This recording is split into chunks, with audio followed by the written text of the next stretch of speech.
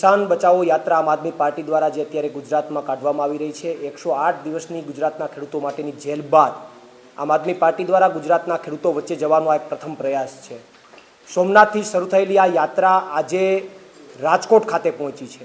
આજે રાજકોટ ખાતે મારી સાથે અહીંયાના તમામ પદાધિકારીઓ માનની અજીતભાઈ હોય, શિવલાલભાઈ હોય અને તમામ પદાધિકારીઓ આજે ઉપસ્થિત છે।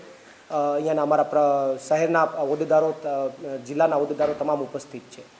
આજે રાજકોટની અંદર આ યાત્રા તાલુકાની અંદર અને અલગ અલગ વિસ્તારોની અંદર પરિભ્રમણ કરશે, ચોપાલ બેઠકો થશે, રાત્રિ સભાઓ થશે, જેમની અંદર વિશાળ સંખ્યામાં ખેડૂતો ઉપસ્થિત રહેવાના છે। અત્યાર સુધીની આ યાત્રાની અંદર સૌરાષ્ટ્રના અનેક પોર્શનમાંથી આ યાત્રા પસાર થઈને આવી છે, જેમાં મોટા ભાગની અંદર ખેડૂતોએ વિશાળ સંખ્યામાં ઉપસ્થિત રહી અને એમના પ્રાણ પ્રશ્નો, એમના જે સ્થાનિક પ્રશ્નો છે મુદ્દે ચર્ચા કરી છે।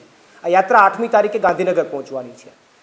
ખેડૂતોના પ્રશ્નો જે અમને જાણવા મળ્યા છે, પ્રશ્નો એવા છે કે જે અત્યારે ઊભા પાકની અંદર ખેડૂતો જે ઊભો પાક છે એમની અંદર વીજ લાઈન નાખીને, થાંભલાઓ નાખીને, કોઈપણ જાતનું વળતર ચૂકવા વિના, કોઈપણ જાતની નોટિસ વિના, પોલીસ ભાડે રાખીને, દમન કરીને વીજ લાઈન ઊભી કરી દેવામાં આવે છે, થાંભલાઓ ઊભા કરી દેવામાં આવે છે। સાથે સાથે જે માવઠા સહાય છે એ માવઠા સહાયમાં પણ વાતો મોટી મોટી થઈ, પણ વાસ્તવિકમાં માવઠા સહાયથી ઘણા બધા ખેડૂતો, ઘણા બધા નહીં, મોટા ભાગના ખેડૂતો વંચિત છે અને અમુકને મળી તો માત્ર મર્યાદામાં મળી છે, એમાં પણ ક્યાંક ને ક્યાંક ગેમ કરવામાં આવી છે। બીજા અનેક મુદ્દાઓ, સિંચાઈના મુદ્દાઓ હોય, બીજી વાત હોય, ત્રીજી વાત, ઘણા બધા ખેડૂતોના મુદ્દાઓ છે। સિંચાઈના પાણીની વાત હોય તો મોટા ભાગના ડેમોમાંથી પાણી ખેડૂતોને આપવાની જગ્યાએ કંપનીઓને જઈ રહ્યું છે।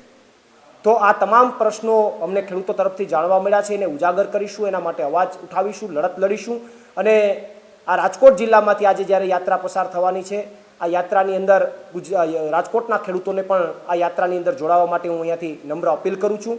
માનનીય કૃષિમંત્રીને પણ આમંત્રણ આપું છું કે એમણે એવું કીધું કે ખેડૂતો માટેની યાત્રા નીકળી છે, એમાં કોઈ ખેડૂતો જોડાતા નથી, તો હું એમને આમંત્રણ આપું છું કે આજની યાત્રા રાજકોટમાં છે, પધારો, અમારા મહેમાન બનો, યાત્રામાં જોડાવ।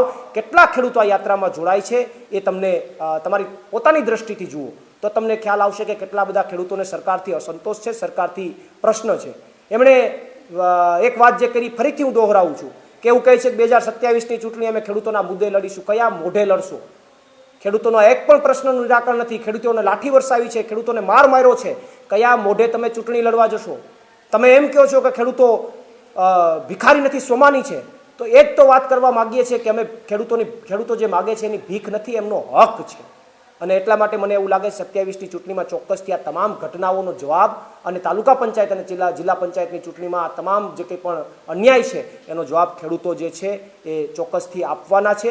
આજની આ યાત્રાની અંદર રાજકોટ જિલ્લાના તમામ ખેડૂતોને આ યાત્રામાં જોડાવા માટે હું હાર્દિક આમંત્રણ આપું છું। આભાર। પ્રવીણ રામ, પ્રદેશ ફ્રન્ટ અધ્યક્ષ, આમ આદમી પાર્ટી।